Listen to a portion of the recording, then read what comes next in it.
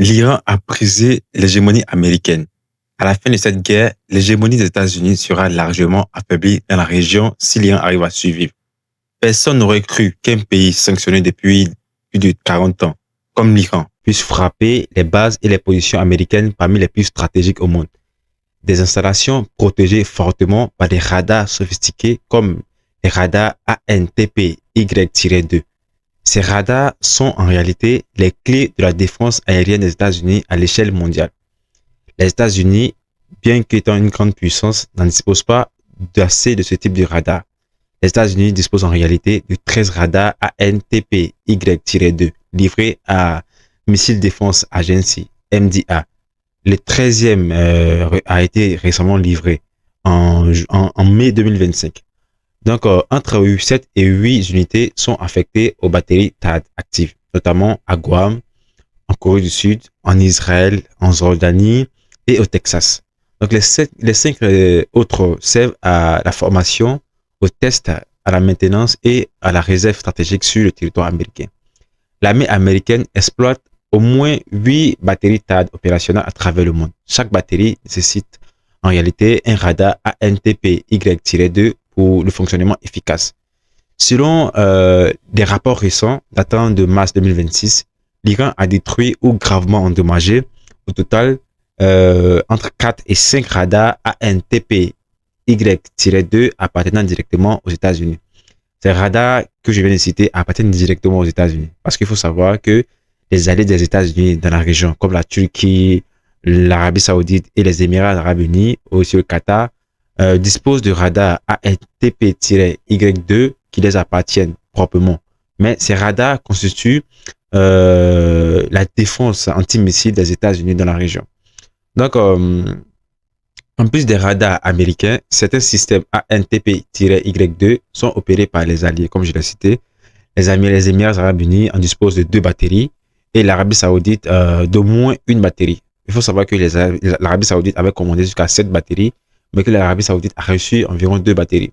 Donc, aux Émirats Arabes Unis, notamment sur les bases d'Al-Rouès et d'Al-Dafra, on dénombre environ 2 radars ANTP-Y-2 qui ont été détruits aux Émirats Arabes Unis. Donc, cette unité faisait partie du dispositif de défense THAAD qui protégeait les infrastructures pétrolières et les forces alliées dans la région.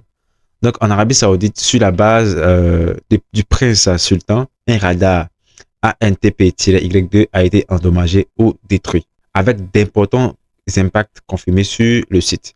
Au total, entre 7 et 8 radars ANTP-Y-2 ont été détruits ou gravement endommagés par l'Iran, ce qui a fortement dégradé le système de défense américain dans la région.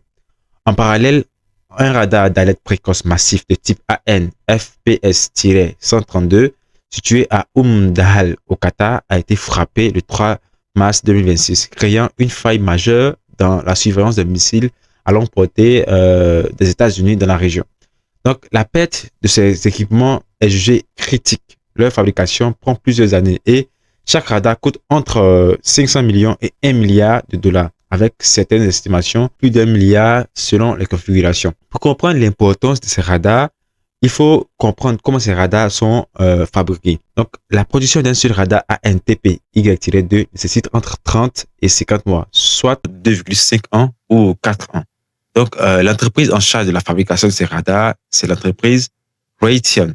Donc, cette entreprise en produit environ, au rythme actuel, environ 2 par an. Donc, même en passant en économie de guerre et en accélérant les chaînes de production, il faudrait au minimum 5 à 7 ans pour remplacer les 7 radars détruits ou endommagés, comme nous avons dit dans l'analyse. Le cas du radar AN-FPS-132 au Qatar est encore plus complexe.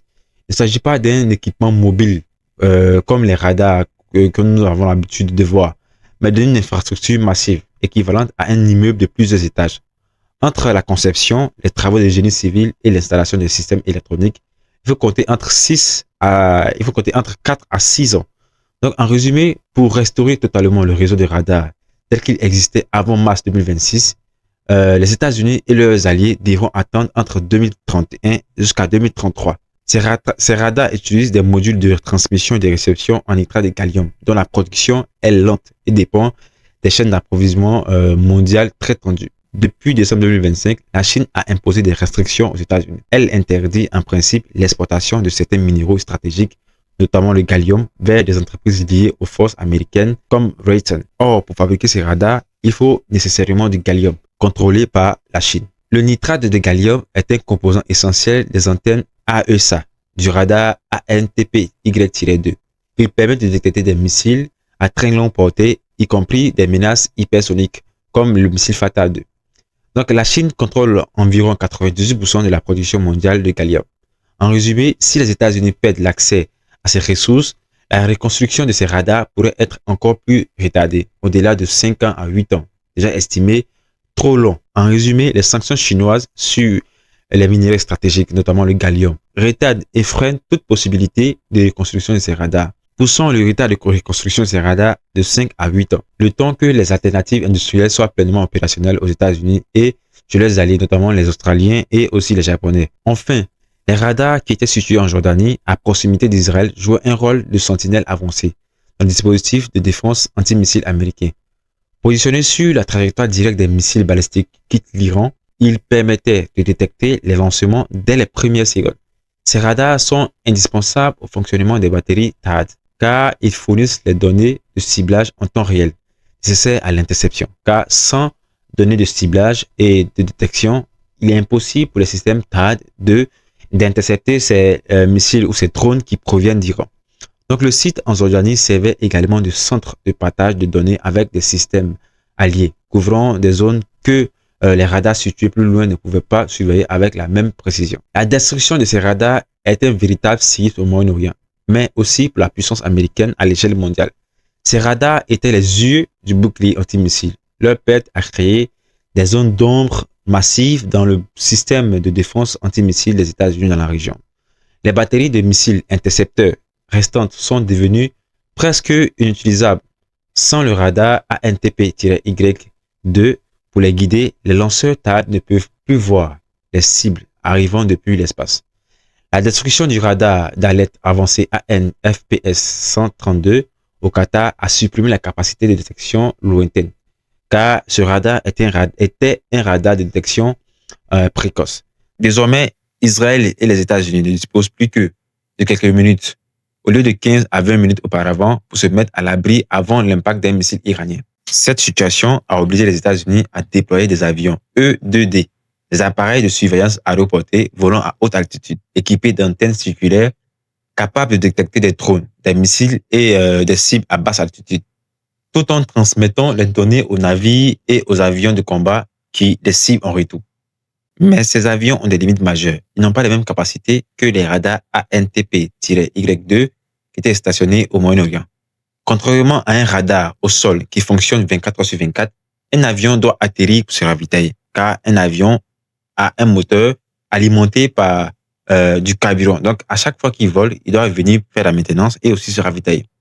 Donc, maintenir une surveillance permanente exige une rotation constante de plusieurs appareils dans le ciel, ce qui épuise les équipages et les machines. En plus de cela, ces avions ont plus de difficultés à suivre des missiles balistiques arrivant de l'espace à des vitesses extrêmes. Leur efficacité est donc inférieure à celle des radars terrestres stratégiques. Le coût est également colossal. Faire voler un E-2D coûte des dizaines de milliers de dollars par heure, contrairement à un radar au sol qui ne consomme seulement que de l'électricité.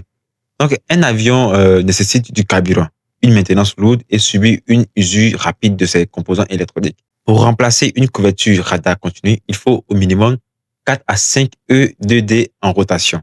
Or, la Navy ne dispose ni du nombre suffisant d'appareils, ni d'équipage pour soutenir ce rythme pendant plusieurs mois. Et ce n'est pas tout. Chaque E-2D doit être escorté par plusieurs avions de chasse pour assurer sa protection, ce qui multiplie encore les coûts. Une seule mission devient alors extrêmement coûteuse. Face à cette impasse, Donald Trump cherche à se retirer le plus rapidement possible de cette guerre afin de préserver ce qu'il reste de l'influence américaine au Moyen-Orient. Le 11 mars 2026, il déclarait encore que les États-Unis avaient gagné la guerre après avoir dégradé une partie des capacités iraniennes. Mais le 16 mars, son discours a changé. Il s'est dit choqué de la robustesse et de la préparation de l'Iran, qualifiant le pays de redoutable. Depuis, il insiste sur la nécessité de mettre fin rapidement au conflit afin de stabiliser les marchés et les prix de l'énergie. car la situation énergétique est devenue explosive après des frappes israéliennes sur certaines installations stratégiques iraniennes. L'Iran a riposté en détruisant plusieurs raffineries et champs gaziers aux Émirats arabes unis, en Arabie saoudite, au Qatar et en Israël. Téhéran a également lancé un investissement clair. Toute nouvelle attaque contre les infrastructures entraînerait. Téhéran a également lancé un investissement clair. Toute nouvelle attaque contre ces infrastructures entraînerait la destruction systématique des installations pétrolières et gazières de ses adversaires dans la région. Cette escalade fait grimper le prix de l'énergie à des niveaux extrêmement élevés. Dans ce contexte, les conditions iraniennes pour un cessez-le-feu sont particulièrement dures. L'Iran exige le retrait complet des forces américaines au Moyen-Orient, la levée totale et permanente des sanctions américaines et occidentales, la restitution des fonds iraniens gelés, l'engagement des États-Unis à ne plus jamais attaquer l'Iran et la pression sur Israël pour un cessez-le-feu avec le Liban et le retrait des troupes israéliennes au Liban. L'accord devrait en plus être validé par le Congrès américain pour empêcher tout futur président américain de s'en retirer, comme Trump l'a fait avec le JCPOA. Cette situation place Donald Trump face à un dilemme stratégique majeur. Accepter des conditions humiliantes pour préserver la stabilité et éviter l'effondrement économique, de se maintenir au pouvoir et survivre aux assauts des républicains, ou accepter des assauts du camp adverse, ou s'enliser dans une guerre d'usure extrêmement coûteuse, alors même que le bouclier défensif américain est déjà affaibli et que le manque d'intercepteurs de missiles se fait de plus en plus ressenti. Et vous, qu'en pensez-vous? Donald Trump va-t-il accepter de conclure un accord avec l'Iran ou va-t-il s'enfoncer de plus en plus dans la guerre? Mon analyse en ce mois de mars 2026 est claire. Nous assistons à un basculement historique du rapport de force au Moyen-Orient. Les États-Unis ont construit leur stratégie sur l'idée qu'une technologie extrêmement coûteuse pouvait neutraliser des menaces nombreuses et moins chères. L'Iran a démontré qu'en saturant le système, en envoyant plus de missiles et de drones que les radars ne peuvent en traiter, il est possible de détruire le cerveau de toute cette architecture. Un pays avec un budget 50 fois inférieur au budget américain a réussi à neutraliser des systèmes de défense valant des milliards de dollars. Et ce n'est pas tout. L'Iran est aussi un pays largement sanctionné depuis plus de 40 ans. Mais l'Iran arrive à faire cet exploit. C'est une rupture stratégique majeure. Donald Trump se trouve désormais dans une position contradictoire. D'un côté, projeter une image de puissance américaine et de victoire, et de l'autre, éviter une guerre longue et coûteuse qui pourrait affaiblir durablement l'économie américaine et aussi fragiliser son régime. Le problème est simple et brutal. Accepter les conditions de l'Iran, c'est-à-dire le retrait total des troupes et des garanties validées par le Congrès, serait perçu comme une capitulation stratégique par l'opinion américaine et aussi les faucons qui sont autour de Donald Trump. Mais continuer la guerre sans bouclier radar opérationnel expose directement les forces américaines à un risque de carnage, car les missiles iraniens frappent de plus en plus avec précision et en grand nombre les bases et les intérêts américains dans la région.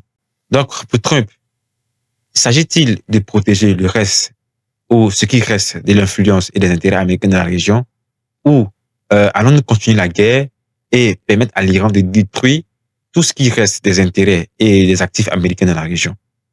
À mon avis, Donald Trump va chercher une troisième voie, négocier un accord de façade fortement médiatisé pour sortir du conflit sans perdre la face. Fortement médiatisé pour sortir simplement du conflit sans perdre la face.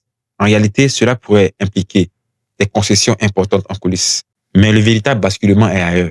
Le fait que l'Iran ait réussi à frapper des radars stratégiques en Arabie saoudite, aux Émirats arabes unis, a profondément modifié la psychologie des alliés des États-Unis dans la région. Ils constatent désormais que le parapluie américain ne garantit plus leur sécurité.